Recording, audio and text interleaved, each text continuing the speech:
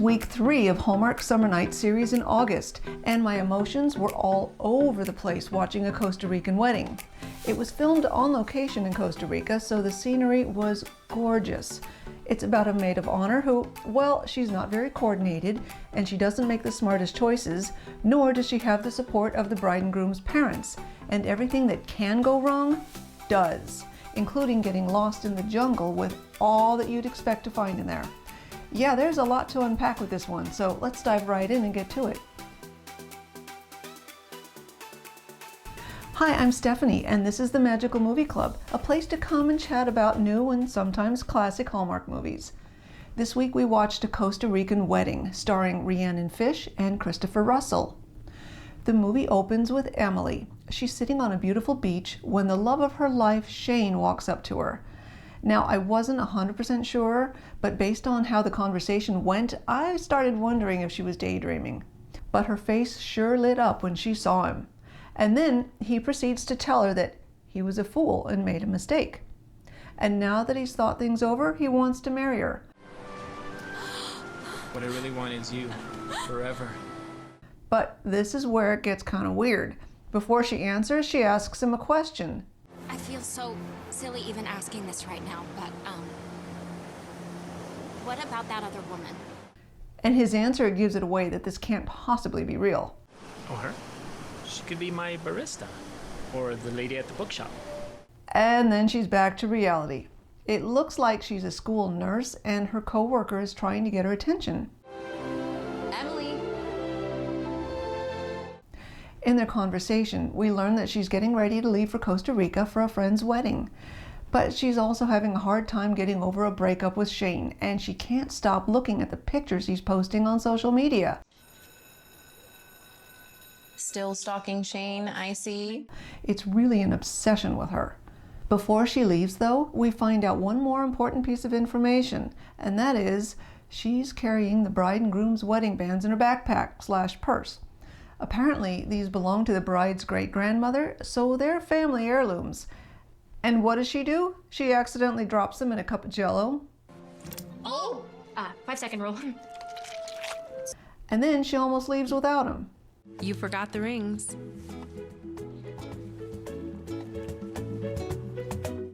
So this opening sequence tells us quite a lot about this character.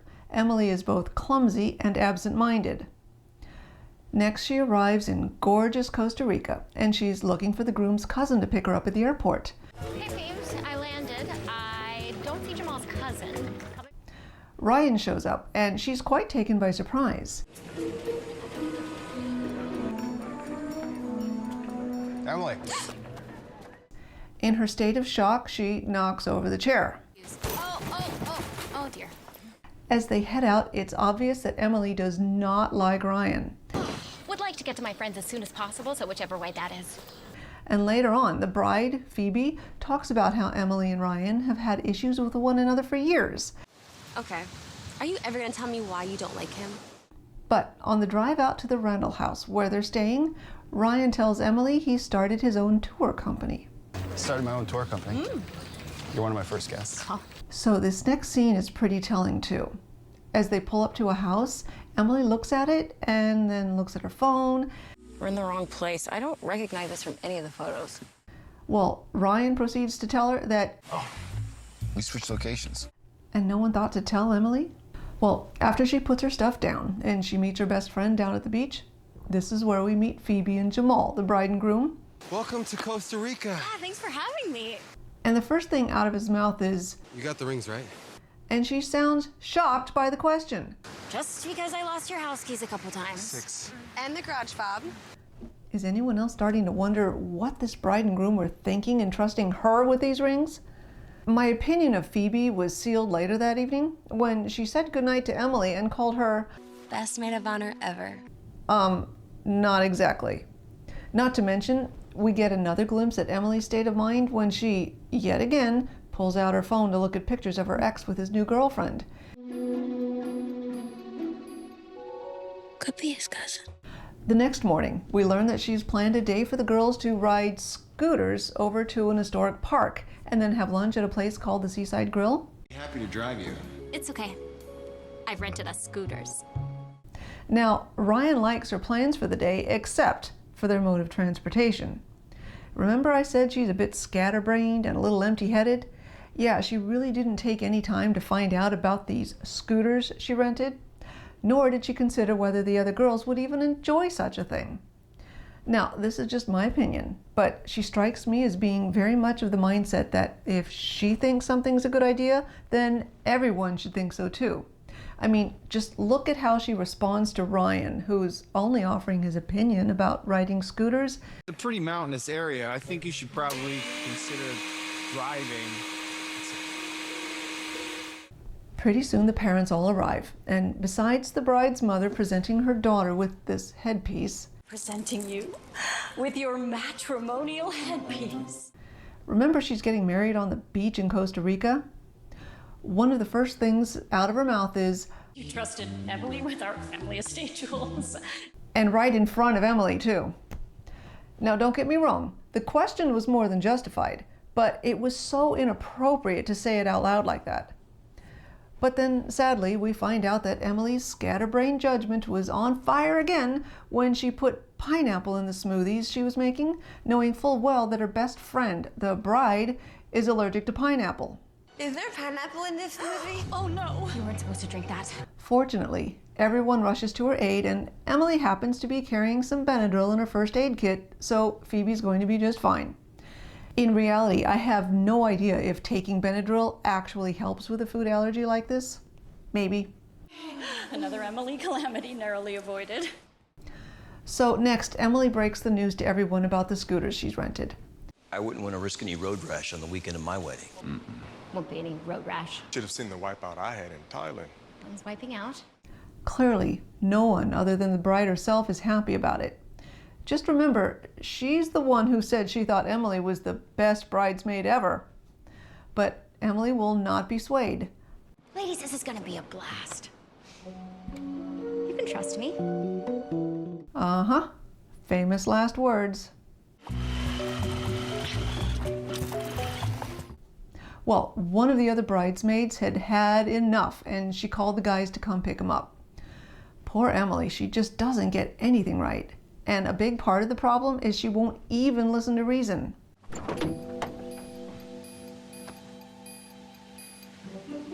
Scooters.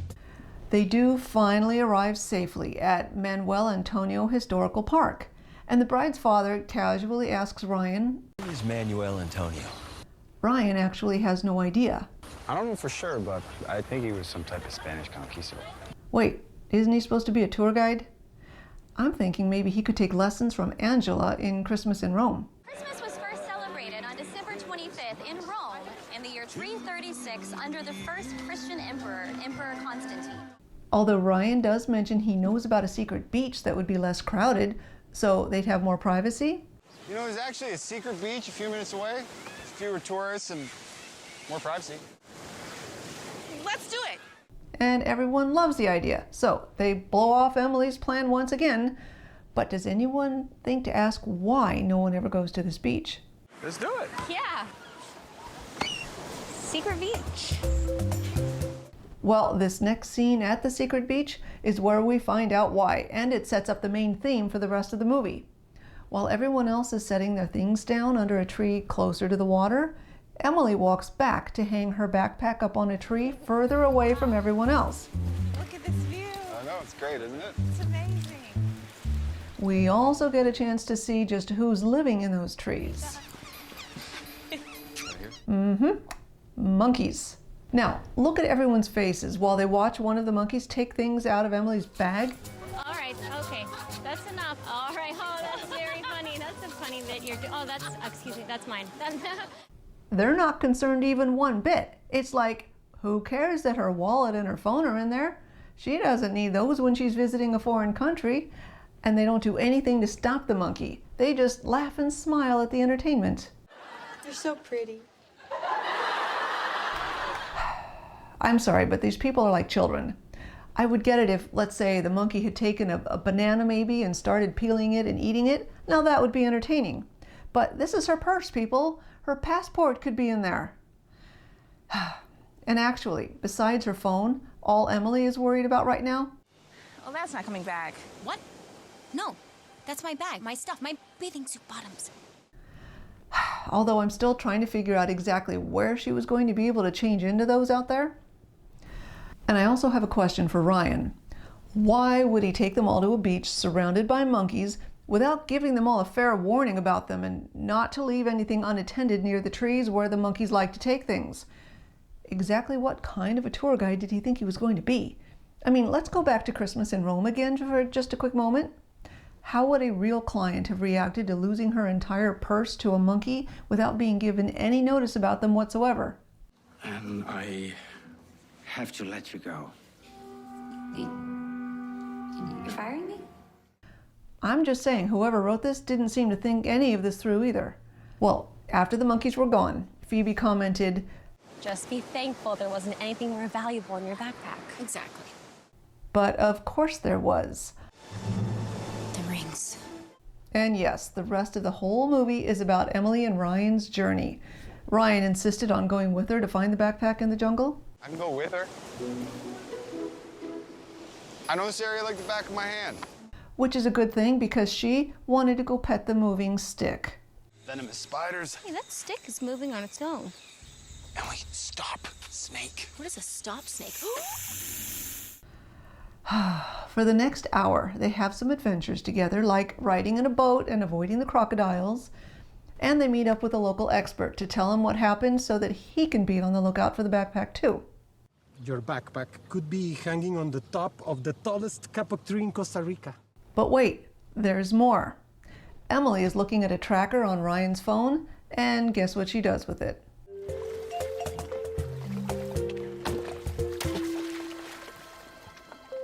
And no, she doesn't tell Ryan about it, and he doesn't even notice it's missing until much later. So by this time, I'm thinking he isn't any smarter than Phoebe in trusting Emily. On their journey, they do recover a couple of her things, like the first aid kit that she had attached to the backpack, and her bathing suit bottoms, for which she just had to stop and climb the tree to go recover. Never mind that that would just take up precious time away from, I don't know, looking for the rings. What is it? Hey, now you have a matching set.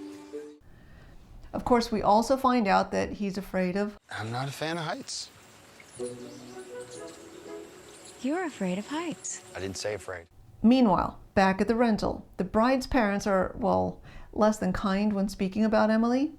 Emily has always had, how do you say it? Uncanny ability to cause unfortunate outcomes. Nice way to be calming and reassuring to the bride-to-be, isn't it? There is no nice way to put it. Her mother was just horrible. And actually, this next scene was one of the better ones. I thought the movie was just starting to get a little bit better after this. Emily finally fought back about how she had been treated. Now, I'm not saying I completely defend her because she was an awful maid of honor, but she had also been treated so disrespectfully up to this point, it's no wonder she blew up here. Every time you've had the chance to one-up me, you have happily taken it. But then my opinion of her went right back down the drain again when she tried telling Ryan that it wasn't her fault that she lost his phone in the river. Yep. And then it fell into the river. What? Yeah. Wasn't my fault, though. Oh, it never is. And she and Ryan finally had a reasonable conversation that night when they slept in a hammock that he just happened to be carrying in his backpack. Then I forgot to take the rings out before we went to the beach. Now don't get me wrong, she still has the coordination of a toddler. It's not exactly breakfast in bed, but something. And by now the bride and groom's dads are starting to plan a rescue mission. That's when one of the bridesmaids shows them a signal on her phone. Here. Ryan's parked off Highway 142. Bluetooth. She said it's a Bluetooth signal to her earpods that she left in the truck. Those must be some amazing earpods to transmit a Bluetooth signal that far. Just saying. Anyway, after a few more adventures, like falling down a mudslide, crossing a wobbly bridge, they finally found their way to a swimming hole and rinsed off, showing a little more skin than I'm used to seeing from Hallmark. It's also here where we finally find out why there's been a rift between these two all these years. I'm not going to give it away just yet, but I personally thought it was a childish misunderstanding and a bit of a letdown after all the build-up. Fast forwarding a bit to get to the end, they do finally make it back safely, but the wedding is now canceled because the bride messed up this time. Why not? They have no rings anyway, right? A race? Well, believe it or not, the ending wasn't half bad. It had some redeeming qualities. Emily finally did something smart, including how she handled a situation involving the bride's mother. Yeah, that lovely headpiece is in my missing bag, and now it is gone forever. Okay, so let's talk about the characters, shall we? Let's start with Ryan. He owns a tour company in Costa Rica, and he was kind of useless in the jungle without the map and his phone. And now you've lost my phone and we have no idea where we are or how to get out. You don't know where we are? I know it was really Emily who lost his phone.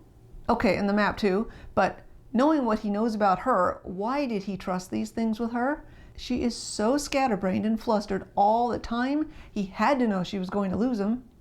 Oh, and he's afraid of heights? Seriously, why would you hire this guy? He's really not a stand-up example of a leading man, in my opinion.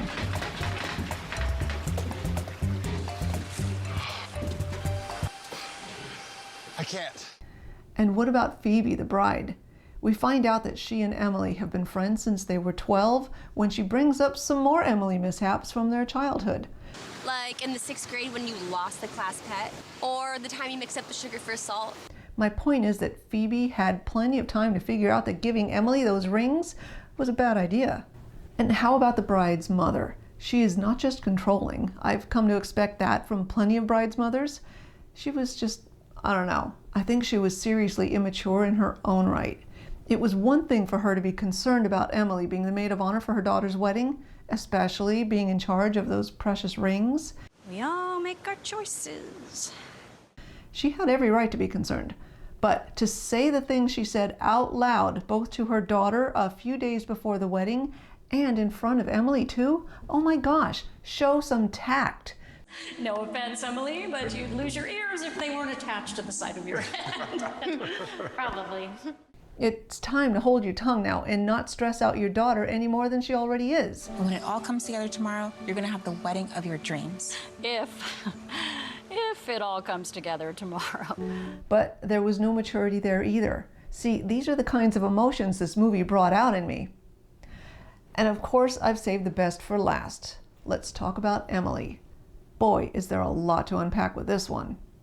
In many ways, I think she's an absolute sweetheart. Other than when she's around Ryan, there's not a mean or spiteful bone in her body. Phoebe isn't just my best friend. She's the best friend anybody could ever ask for. And she is fiercely loyal to the end. I have seen the lengths you'll go to for them. Sometimes too far. All wonderful qualities. But she's not only clumsy, she's scatterbrained and often empty-headed. And as a result, she makes some bad choices. And I'm not just talking about the wedding. As it turns out, the whole reason she was acting horribly toward Ryan is because he was a little standoffish when she had a boyfriend and he didn't like the way he treated her. And all I heard here was he used to like her when she had a boyfriend and she didn't know it. And she interpreted that as he must not like her, so she doesn't like him and she's going to be mean to him. Why don't you ask him that question? I never said I didn't like him. Seriously, are we still in high school? This movie was so frustrating at times because I had a hard time believing that 30 and 40-year-olds behaved like this. They were so juvenile. And then it hit me.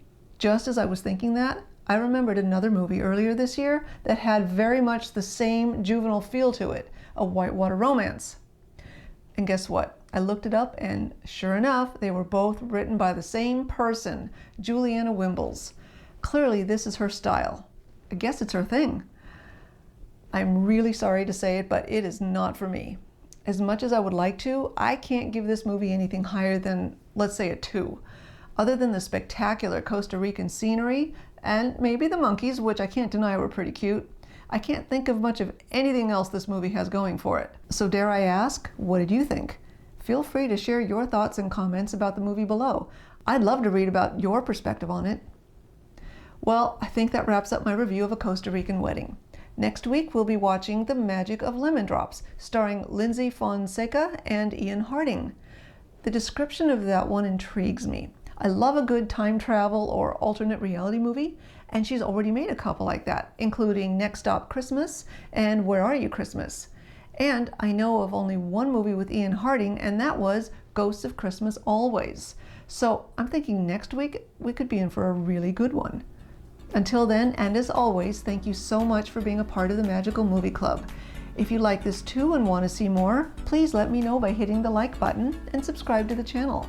Also, consider following us on Instagram at Magical Movie Club and on Twitter at Magical Movie Club with no U in Club. You can find those links below in the description, as well as links to the preview and the movie page for A Costa Rican Wedding at Hallmark.com. I'll be back next week to chat more about our favorite magical movies. I'm sure it's my...